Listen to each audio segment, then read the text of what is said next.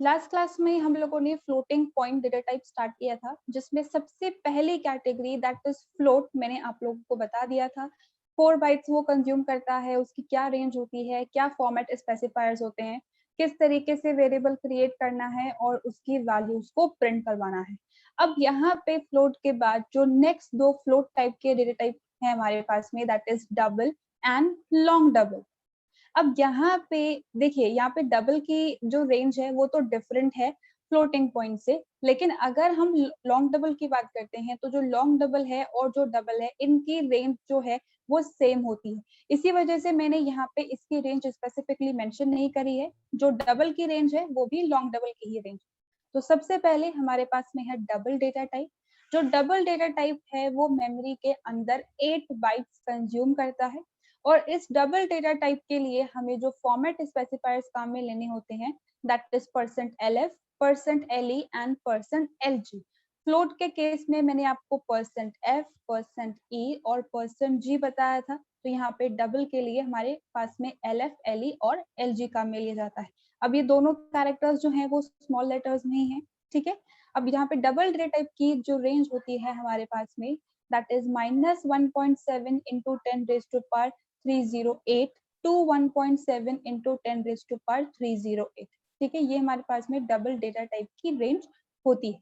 Next जो हमारे पास में डेटा टाइप है that is long double. Long double memory के अंदर 10 बाइट्स कंज्यूम करता है, और इसकी जो रेंज है वो बिल्कुल यही है जो डबल के अंदर है। बस यहाँ पे डिफरेंस क्या आता है, डिफरेंस मैं आपको अभी बताती हूँ, एक बार लास्ट पॉइंट हम लोग देख ले उसके बाद।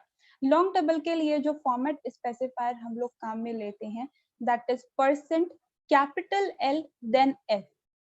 डबल के केस में दोनों कैरेक्टर स्मॉल हैं, लेकिन लॉन्ग डबल के केस में यहाँ पे L हमें काम में लेना है। अब यहाँ पे दोनों की रेंज सेम क्यों है?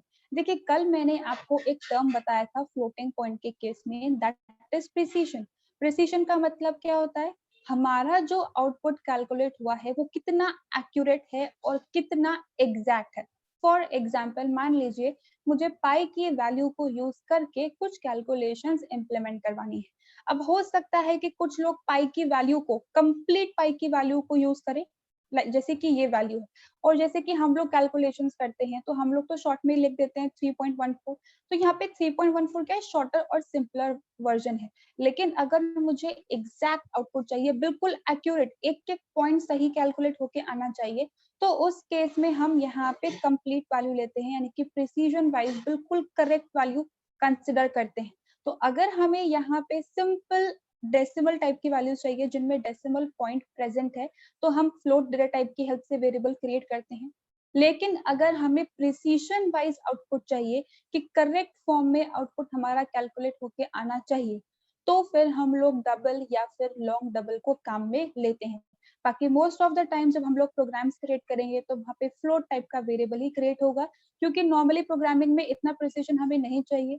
मैथमेटिक्स रिलेटेड या फिर रिसर्च रिलेटेड कुछ काम करवाना हो तो वहां पे प्रिसिशन को ज्यादा इंपॉर्टेंस दी जाती है।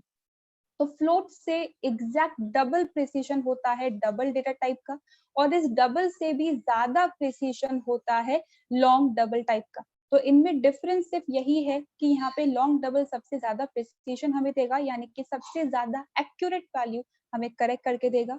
उससे कम एक्यूरेट होती है डबल की, और उससे कम एक्यूरेट होती है फ्लोट डेटा टाइप की।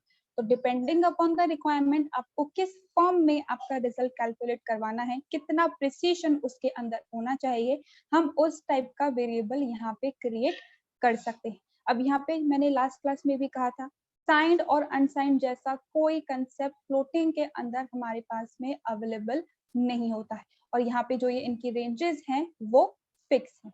So that was all about floating point data type. इनके अंदर किसी को कुछ कंफ्यूजन?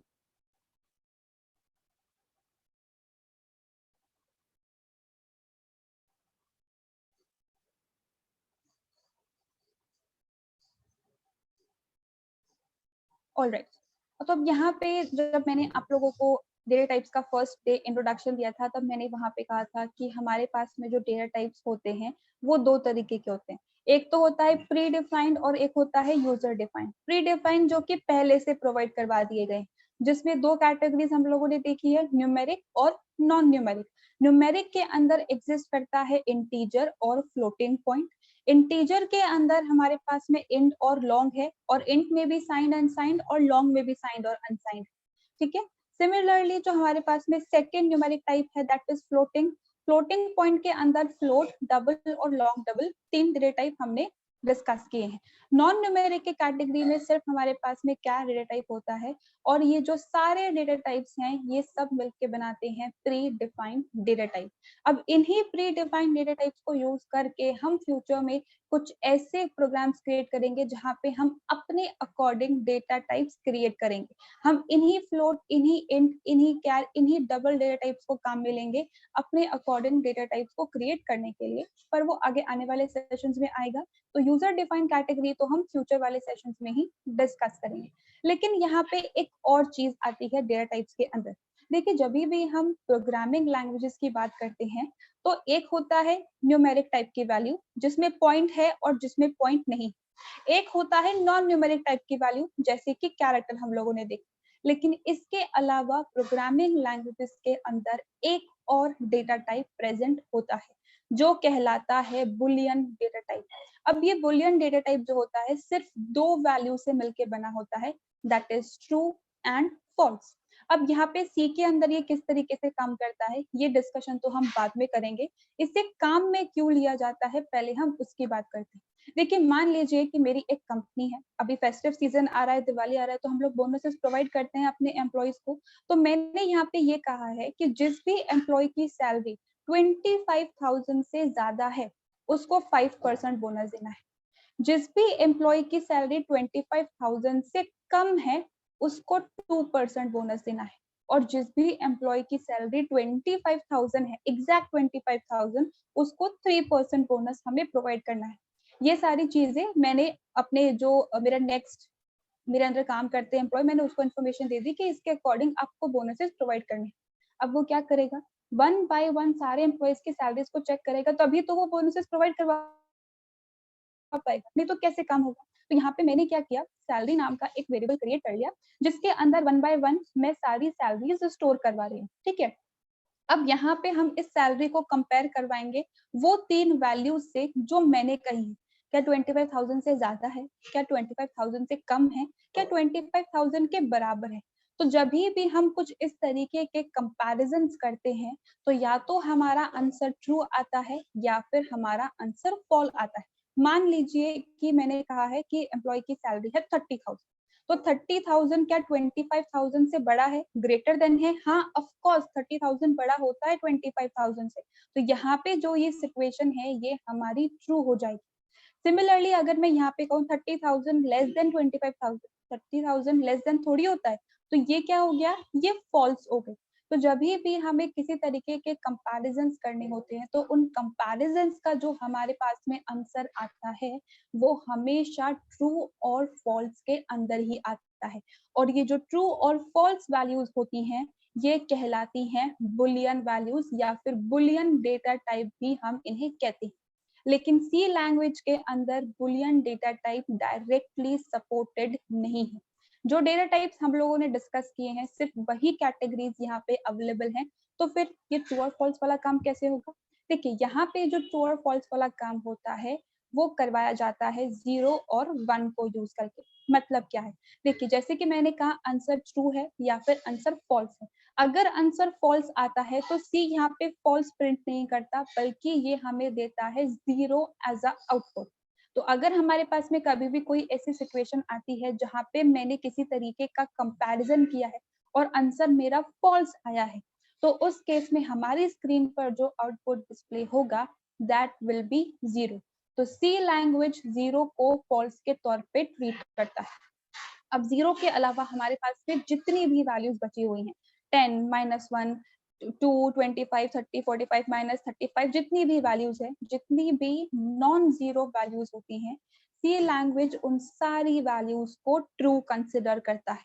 बाय डिफॉल्ट मान लीजिए कोई भी सिचुएशन है, जैसे कि यहाँ पे मैंने कहा था 30,000 ग्रेटर देन 25,000, आंसर मेरा ट्रू आएगा।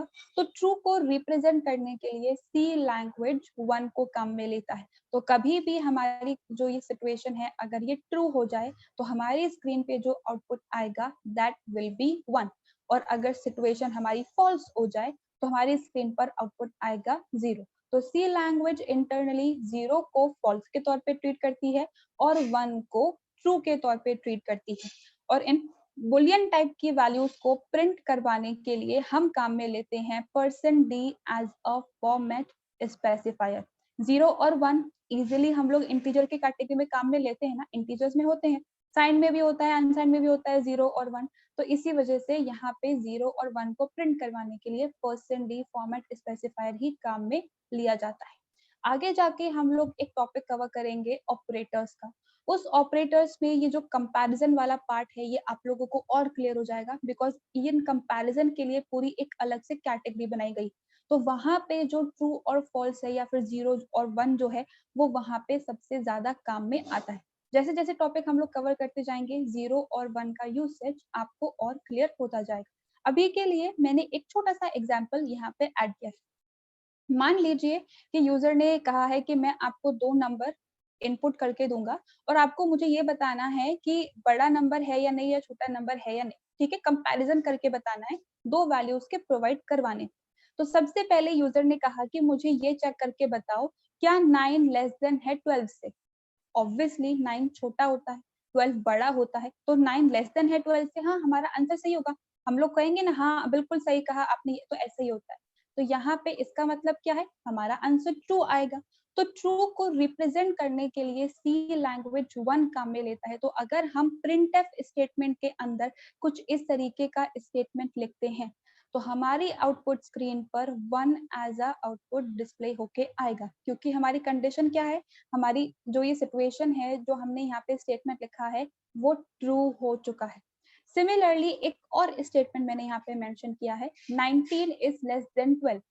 19 लेस देन 12, 19 तो बड़ा होता है, 19 कैसे लेस देन हो सकता है 12 से, तो ये तो फॉल्स है। तो इस सिचुएशन के केस में क्योंकि हमारा आंसर फॉल्स है, तो आउटपुट स्क्रीन पे हमारे पास में 0 आएगा एज अ आउटपुट। तो कुछ इसी तरीके के जब कंपैरिजन करवाते हैं हम लोग अलग अलग वैल्यूज के बीच में, तो या तो आंसर हमारा ट्रू आता है या फिर आंसर हमारा फॉल्स आता है।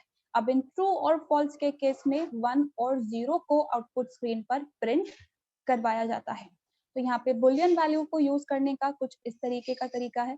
ये अलग डेटा टाइप नहीं है, बस 0 और 1 क्यों आते हैं, क्योंकि यहाँ पे बुलियन डायरेक्टली ट्रू और फॉल्स सपोर्टेड नहीं है। तो अगर इन केस आपसे कोई पूछ ले कि डेटा टाइप्स में कौन कौन से होते हैं, तो इंट, फ्लोट और कैर, सिर्फ इन्हीं के बारे में आपको बताना है। बुलियन डेटा टाइप के बारे में नहीं बताना है, क्योंकि ये डायरेक्टली सपोर्टेड डेटा टाइप नहीं होता है। ठीक है, so that was all about boolean values। In statements में किसी को कुछ भी कंफ्यूजन?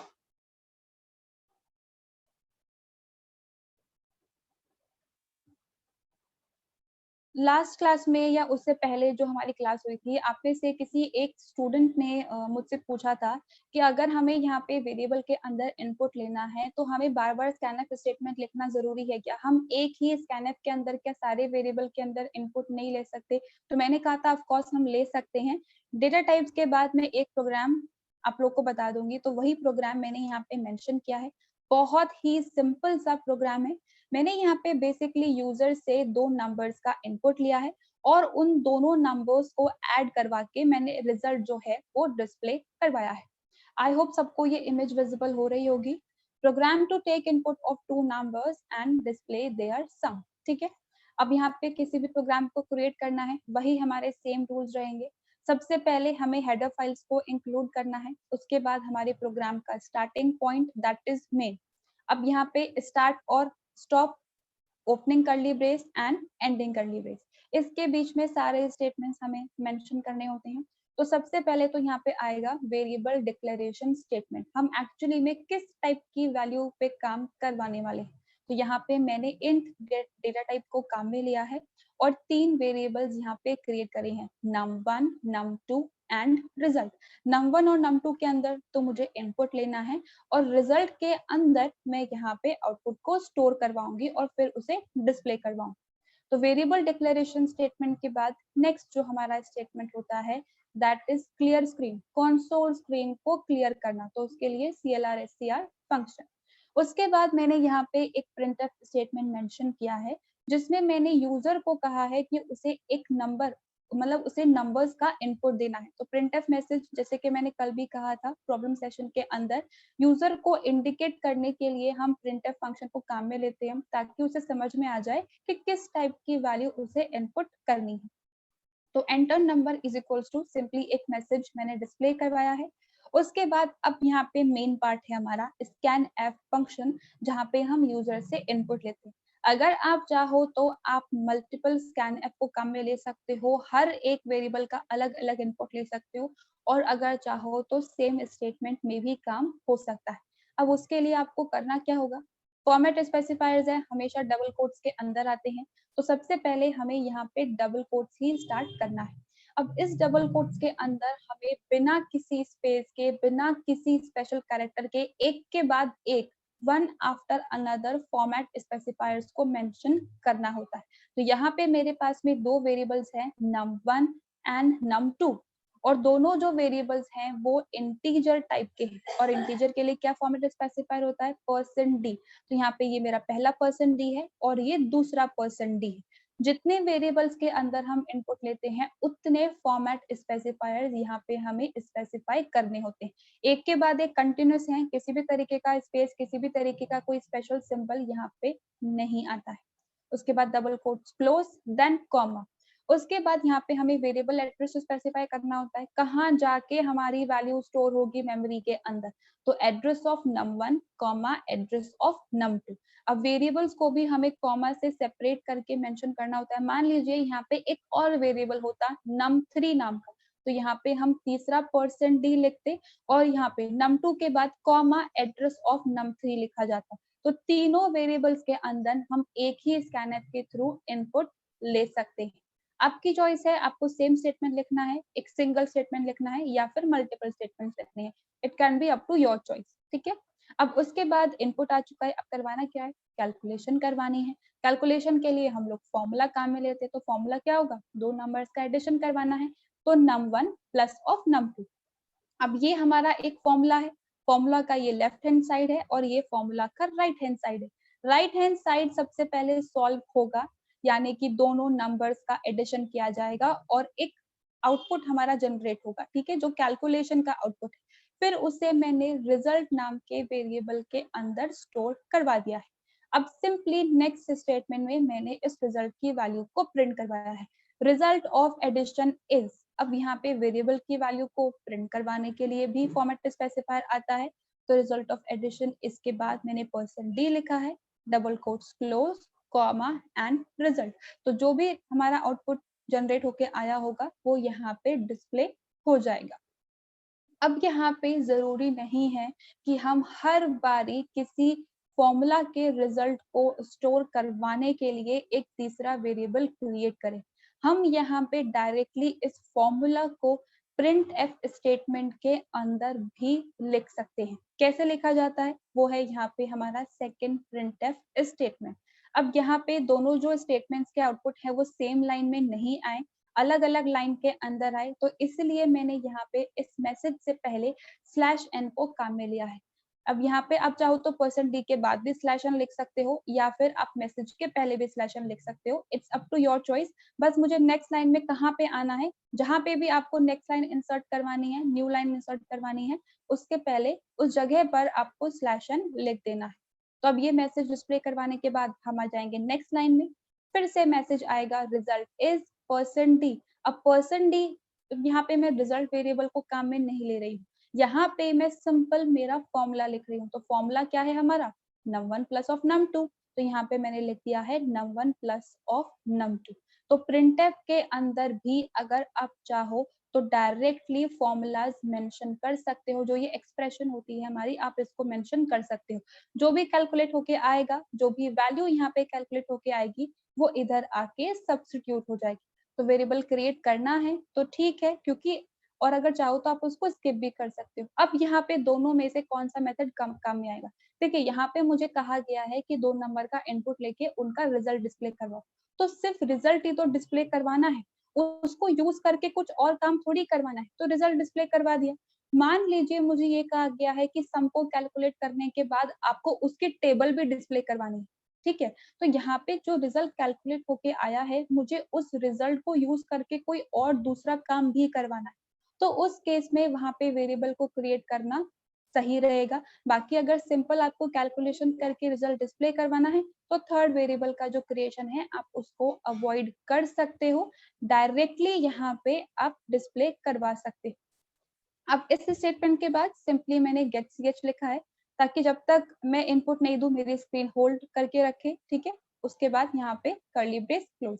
अब जब मैंने इस प्रोग्राम को रन किया है, तो यहाँ पे दो तरीके से मैंने इस प्रोग्राम को रन किया है। अब यहाँ पे मैं ये कह रही हूँ कि स्कैनफ को यूज करके हम सेम लाइन में इनपुट दे सकते हैं, ठीक है? तो अब वो इनपुट कैसे दिए जाते हैं? देखिए सबसे पहले यहाँ पे मेरे पास में मैसेज आएगा एंटर नंबर, ठीक है? अब एंटर नंबर के केस में कितने नंबर इनपुट करने हैं? 2 नंबर इनपुट करने हैं। 2 ही फॉर्मेट स्पेसिफायर तो हमने मेंशन किए हैं। तो या तो आप एक काम कर सकते हो कि आप स्पेस से सेपरेटेड, ये पहली वैल्यू मानी जाएगी और ये हमारी दूसरी वैल्यू मानी जाएगी। तो स्पेस से सेपरेटेड आप वैल्यूज दे सकते हो। अब जैसे ही आप एंटर प्रेस करोगे, तो देखिए मैंने 2 प्रिंटफ लिखे थे। रिजल्ट ऑफ एडिशन इज, जहाँ पे मैंने रिजल्ट वेरिएबल को काम में लिया था, और एक जहाँ पे मैंने डायरेक्टली एक्सप्रेशन लिखा था, तो रिजल्ट इज 30। दोनों केस में हमारा आउटपुट बिल्कुल सही आया है, 10 + 20 30 ही होता है। तो इनपुट देने के लिए आप स्पेस से सेपरेट करके वैल्यूज दे सकते हो, या फिर इसको एग्जीक्यूट करने का एक और तरीका है, और वो तरीका ये है कि हमने पहले एक वैल्यू इनपुट करी, फिर हमने एंटर प्रेस कर दिया, तो हम नेक्स्ट लाइन में आ गए, तो ये हमारी दूसरी वैल्यू होगी। तो या तो आप स्पेस से सेपरेटेड वैल्यू दे दो, या फिर एंटर से सेपरेटेड वैल्यूज भी आप इनपुट कर सकते हो। अब इस केस में भी 10 और 20 ही मैंने इनपुट किया है, तो result of addition is 30 and result is 30। तो किस तरीके से एक ही लाइन में इनपुट किया जाता है, और सेम प्रिंटफ स्टेटमेंट में ही हम कैलकुलेशन करवा के रिजल्ट भी डिस्प्ले करवा सकते हैं। ये उसका एक एग्जाम्पल है। अब इस एग्जाम्पल में किसी को कंफ्यूजन है?